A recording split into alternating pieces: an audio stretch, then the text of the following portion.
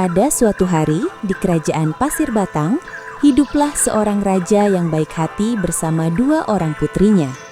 Purbararang, Purbasari, kemarilah, ayah ingin berbicara.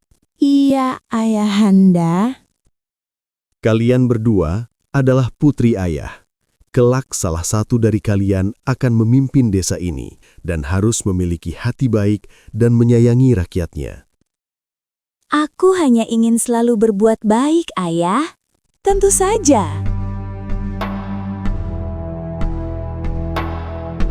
Mengapa semua orang menyukai Purbasari? Karena ia terlihat baik di mata semua orang. Padahal aku kakaknya. Aku lebih baik dan pantas daripadanya. Buat dia terusir dari sini.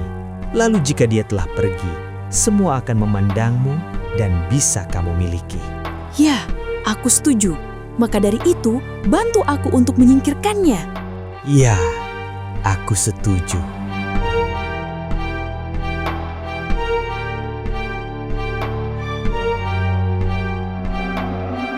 Suatu malam, Purbararang pergi menemui seorang dukun hebat bersama calon suaminya untuk memberi sebuah malapetaka untuk Purbasari. Kenapa lama sekali? Sayangku, saya menunggu suasana kondusif dahulu.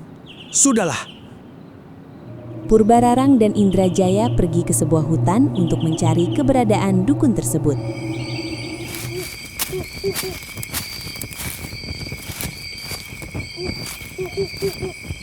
Apakah benar jalannya ke sini? ya tentu saja. Mana mungkin saya salah?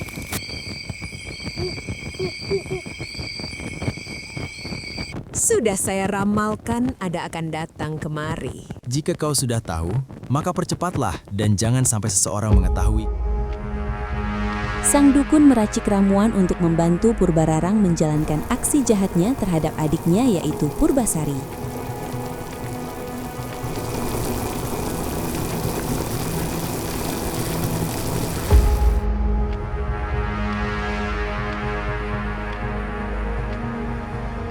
Ini kamu berikan ke dalam minuman adikmu pagi ini. Baik, akan saya lakukan. Pagi harinya, Purbararang melancarkan aksinya, memasukkan ramuan tersebut ke dalam minuman adiknya, lalu memberikannya secara langsung kepada adiknya.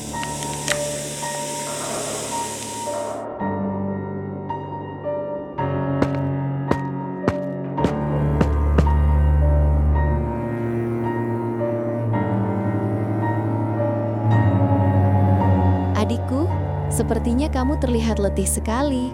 Ini aku buatkan minuman untukmu. Terima kasih, Kak. Tampak wajah jahat dari Purbararang ketika adiknya meminum minuman tersebut hingga habis. Kamu memang kakakku terbaik. Suara teriakan terdengar ke seluruh penjuru kerajaan. Sang raja dan Purbararang berlari menuju asal suara tersebut.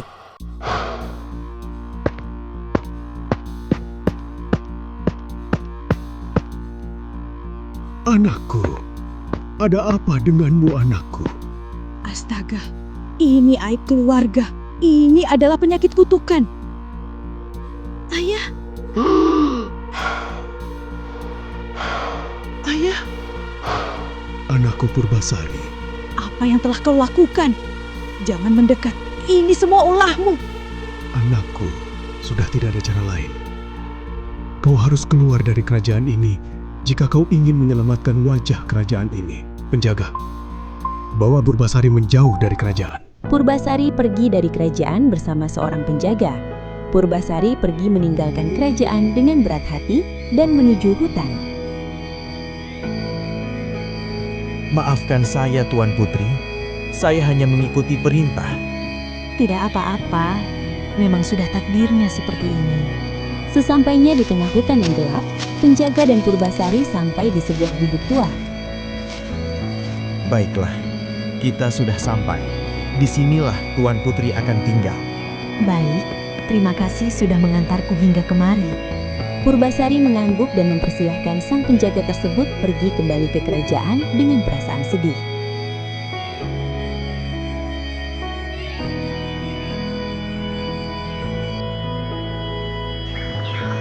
Pagi pun datang. Purbasari bangun dari tidurnya, lalu mencoba mencari makanan di tengah hutan. Namun ia melihat buah pisang tergeletak tanpa ada yang memiliki. Pisang? Punya siapa ini? Ketika ingin mengambil buah pisang tersebut, suara gemuruh datang dari balik pepohonan.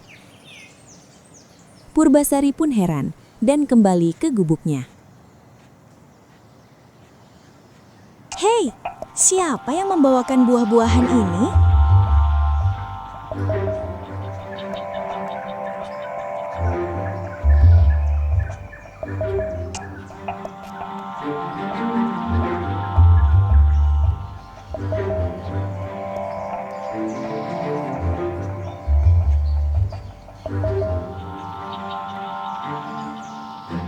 Dor,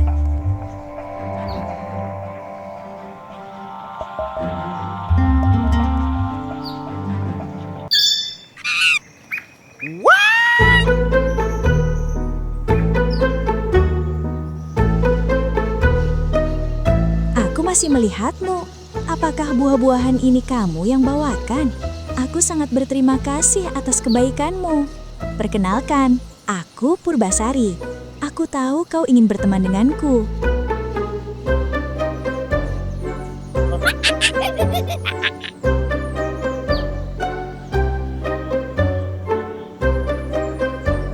Nah, kau ketahuan. Terima kasih atas makanannya. Aku sangat senang.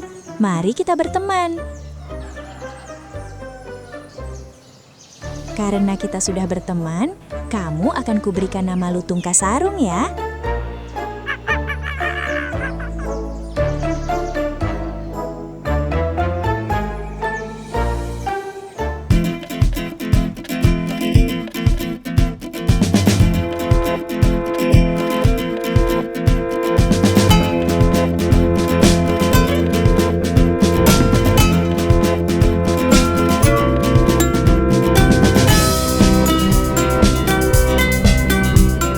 Selalu menemaniku. Aku tidak sendirian lagi.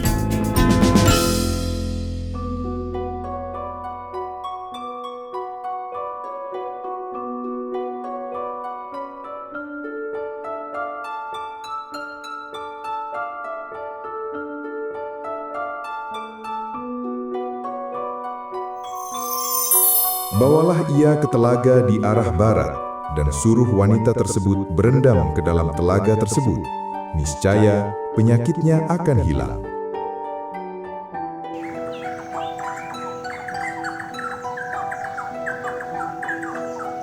Kenapa kau menarik tanganku?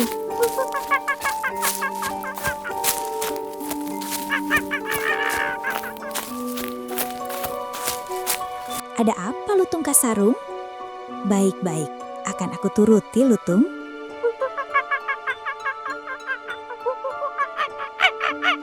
Berendam? Untuk apa?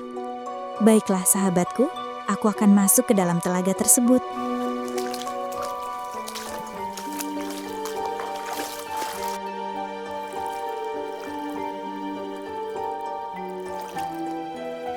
Airnya segar sekali, Lutung Kasarung. Aku tidak pernah merasakan air sesegar ini. Lutung, lihat, penyakit di tubuhku hilang. Terima kasih, Lutung. Berkat dirimu, aku menjadi sembuh seperti sekarang. Kau memang sahabatku paling baik. Lutung, bagaimana kalau nanti kau ikut denganku pulang ke rumah dan kita bertemu ayahku? Berita kesembuhan Purbasari menyebar dengan sangat cepat. Hingga Indrajaya datang menghampiri Purbararang untuk menyampaikan berita tersebut.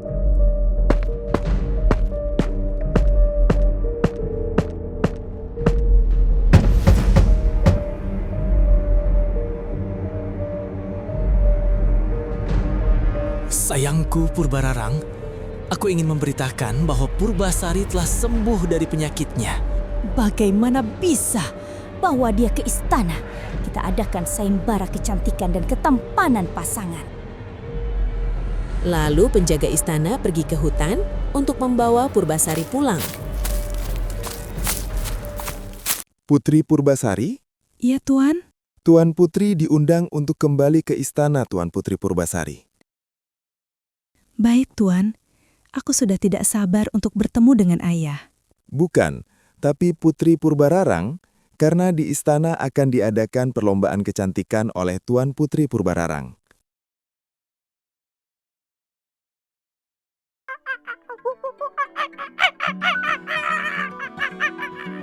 Keesokan paginya, Purbasari kembali ke istana bersama Lutung dan Purbararang menyambutnya dengan bahagia palsu. Hai adikku, selamat datang kembali ke istana ini. Hai Kak, mana ayah? Ayah telah tiada karena ulahmu sendiri. Alangkah terkejutnya Purbasari. Lalu ia menangis terseduh karena kehilangan orang yang ia cintai. Lutung Kasarung pun kaget seakan tidak percaya akan berita mengejutkan tersebut. Sekarang sudah waktunya untuk pemilihan pemimpin di desa ini. Oleh karena itu, aku akan melakukan perlombaan kecantikan dan ketampanan pasangan untuk menjadi pemimpin di desa ini. Perlombaan kecantikan pun dimulai. Purbasari dan Purbararang pergi ke kamar masing-masing untuk berdandan. Lalu setelah berdandan, mereka menunjukkan diri kepada warga.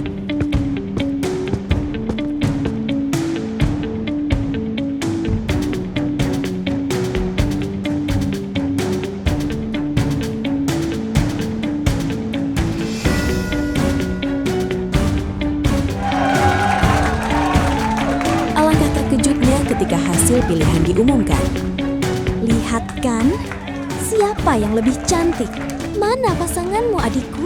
Kau hanya membawa seekor lutung kemari. Kau akan kalah. Lalu hal mengejutkan terjadi. Langit cerah berubah menjadi gelap, petir menggelegar dan angin bertiup kencang.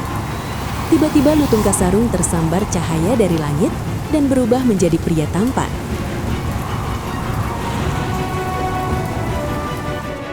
Sebenarnya, aku adalah seorang pria dari negeri Kayanan yang diturunkan ke bumi karena kesalahanku. Aku akan kembali seperti semula jika aku membantu manusia dengan tulus dan ikhlas.